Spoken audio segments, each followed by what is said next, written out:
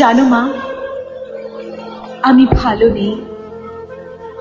এই কথাটা আমি তোমাকে অনেকবার বলেছি। তাছাড়া কাকে বলবো বলো? আমার কষ্টের কথা শোনার মতো কেউ নেই। কিন্তু মা, আমি তোমাকে কখনো জিজ্ঞেস করি না তুমি কেমন আছো। তোমার ভালোবাসা পেতে পেতে পাওয়ার অভ্যাসটা কেমন যেন অধিকার হয়ে গেছে। একরকম ধরেই নিয়েছি ভালোবাসাটা বোধহয় তোমারই ভীষণ কর্তব্য। মনে আছে মা, আমি যখন রাগ করে খেতাম না, তুমি আমাকে কত খেতে ডাকতে। আমি খেতামই না, রাগ করে শুয়েই থাকতাম। আর এখন আমার রাগের কোনো মূল্যই নেই।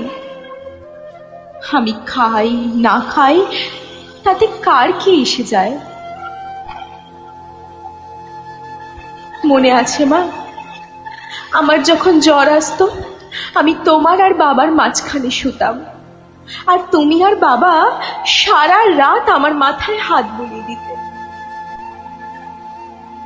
আর এখন আমার মাথায় হাত বোলানো তো দূরের কথা, আমার মাথায় হাত দিয়ে আমার কতটা জ্বর আছে সেটা দেখবার মতো কেউ নেই। মা, মা, আমি যন্ত্রণায় ছটফট করছি। মা,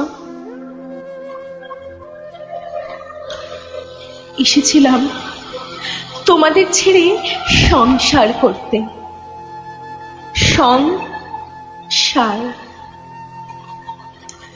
আর সংসার করতে এসে আমি নিজেই সং সেজে রয়ে গেলাম।